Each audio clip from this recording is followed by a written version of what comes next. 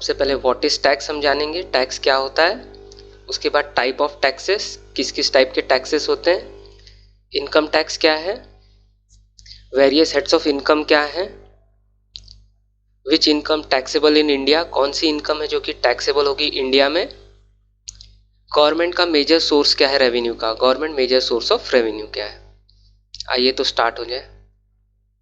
What is tax? A tax is a mandatory fee or financial charge levied by any government on an individual or an organization to collect revenue for public works, providing the best facility and infrastructure.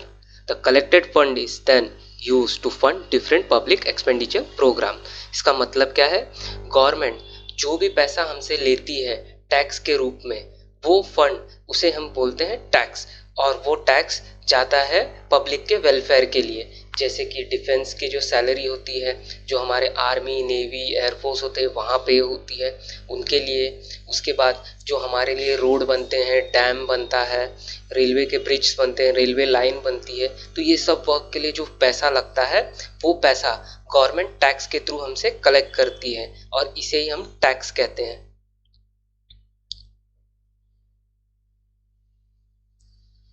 अब जानते हैं type of tax, कौन कौन से type के tax होते हैं।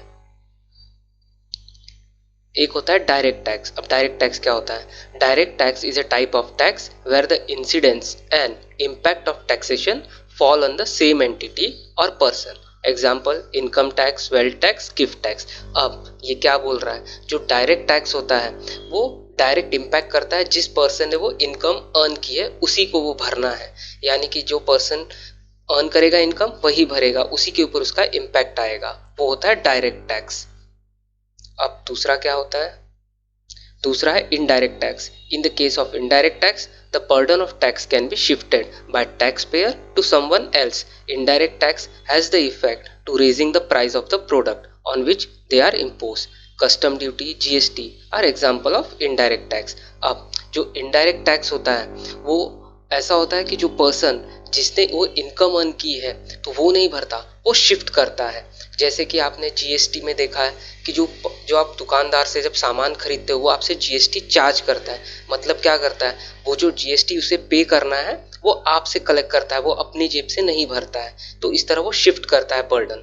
तो इस तरीके से इनडायरेक्ट टैक्स होता है जो कि इनडायरेक्टली जो फाइनल कंज्यूमर होता है उसे पे करना पड़ता है। ओके, तो अब इसमें दूसरा क्या होता है, गवर्नमेंट को अगर किसी प्रोडक्ट की प्राइस बढ़ानी है तो गवर्नमेंट इनडायरेक्ट टैक्स में टैक्स रेट बढ़ा देती है। जैसे कि आपने देखा होगा कि ये जो लग्जरी प्रोडक्ट्स होते हैं, कार है, बाइक्स हो गए, जो लग्जरी बाइक्स होती हैं उन सब के ऊपर जो रेट ऑफ टैक्स है वो बहुत ज़्यादा होता है। कोल्ड ड्रिंक्स हो गई, इनके ऊपर रेट ऑफ टैक्स ज़्यादा होता है। इसी तरीके से बड़े बड़े हॉटल्स में, 5 स्टार होटल्स में जो रूम चार्जेस होते हैं उनके ऊपर भी जीएसटी रेट्स ज़्यादा होते हैं, और जो पब्लिक की ज़रूरत की चीज़ें होती हैं उन पर रेट कम होते हैं। जैसे कि मिल्क प्रोडक्ट है तो मिल्क है तो उसके ऊपर ज़ीरो रेट होता है, उसके ऊपर कोई जीएसटी नहीं लगता क्योंकि वो नेसेसिटी है पब्लिक की।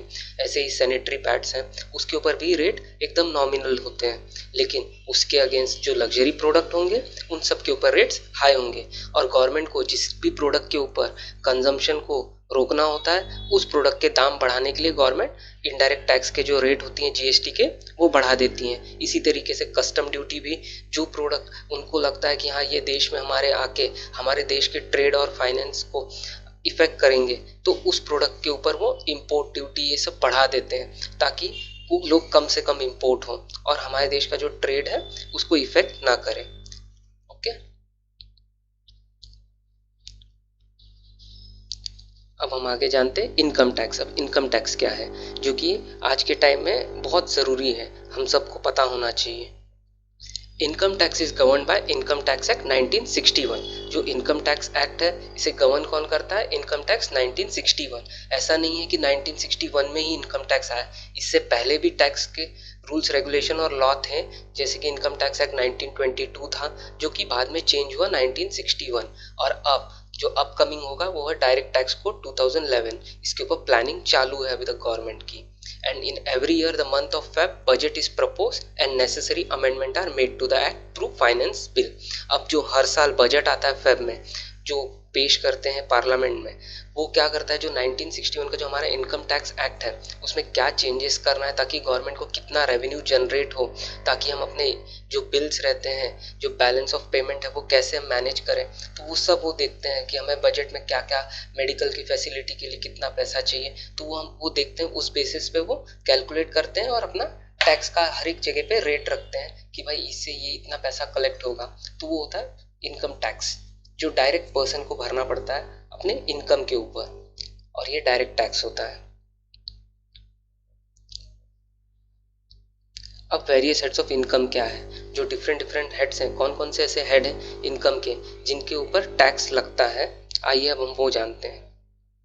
There are 5 heads of income on which tax is charged if income earned in India. Basically ये 5 हेड ही होते हैं, कोई भी पर्सन ये 5 हेड के अलावा और किसी सोर्स से इनकम नहीं कमाता है, ये 5 हेड ही होते हैं।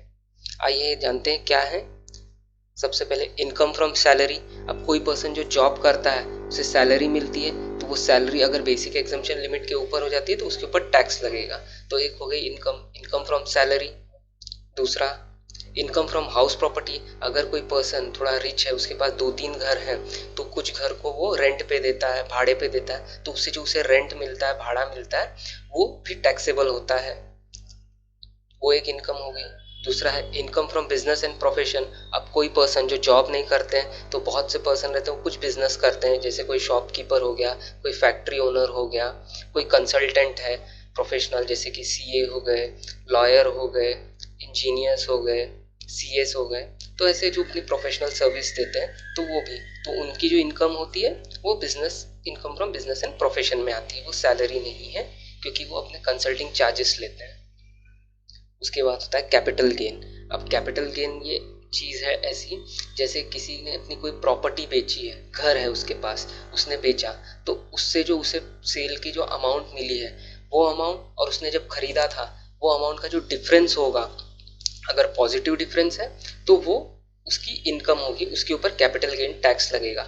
इसी तरीके से किसी आदमी के कोई शेयर्स हैं, तो वो लॉन्ग टर्म के लिए अगर होल्ड करता है तो उसके ऊपर कैपिटल गेन लगता है, शॉर्ट टर्म के लिए भी अगर होल्ड करता है तो भी उसे कैपिटल गेन टैक्स लगता है। ऐसे ही गोल्ड है, उसके ऊपर लगेगा। तो इसी तरीके के प्रोडक्ट्स हैं जो कि आदमी बिजनेस के लिए नहीं यूज़ कर रहा है, लेकिन वो अपने पर्सनल यूज़ के लिए यूज़ कर रहा है और उन्हें सेल कर रहा है। पेंटिंग्स भी आती हैं इसके अंदर। तो इस तरीके के जो प्रोडक्ट्स होते हैं, तो वो जब सेल होते हैं तो उसके ऊपर कैपिटल गेन टैक्स लगता है। इसके बाद इनकम फ्रॉम अदर सोर्स। ये ऐसा सोर्स है जो कि इन 5 हेड को छोड़ के इसके अलावा कहीं से जो इनकम आ रही है उसे इनकम फ्रॉम अदर सोर्स कहते हैं।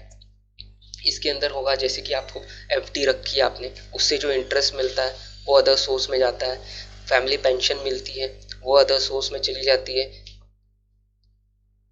और ऐसे ही टाइप के और भी इनकम, जैसे डिविडेंड किसी को मिलता है शेयर्स का, वो भी अदर सोर्स इनकम है। कोई गिफ्ट आपको दे रहा है, वो भी अदर सोर्स में ही जाएगा एज ए इनकम। ये 5 हेड होते हैं इनकम के किसी भी पर्सन के लिए। अब हम जानते हैं when income is taxable in India. अब किसी पर्सन को कौन सी ऐसी इनकम है जो कि इंडिया में टैक्सेबल होगी और कब होगी।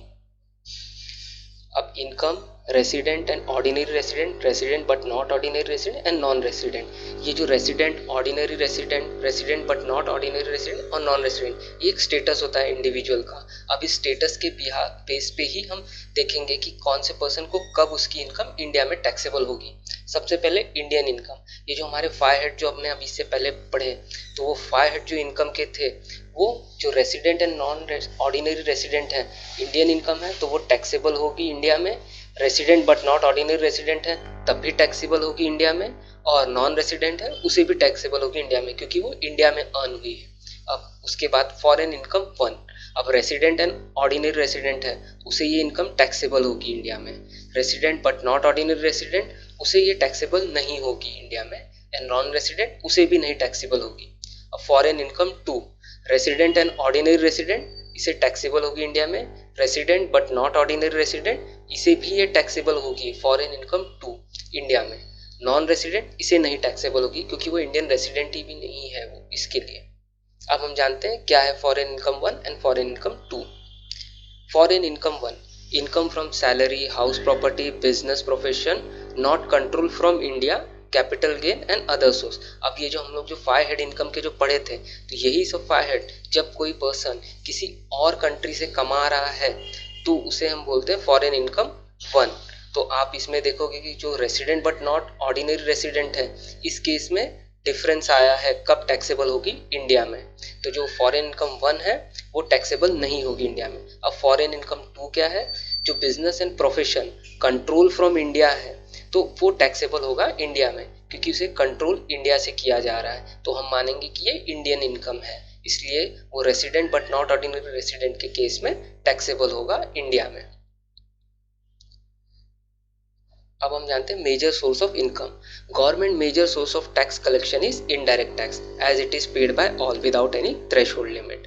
अब जो गवर्नमेंट का मेजर सोर्स है इनकम का वो है इनडायरेक्ट टैक्स, क्योंकि इनडायरेक्ट टैक्स हर एक पर्सन को भरना पड़ता है, भले उसकी इनकम कुछ भी हो, भले वो एकदम पुअर हो, गरीब हो, अगर वो माचिस की एक बॉक्स भी खरीदने जाता है तो उसे वो टैक्स भरना पड़ता है।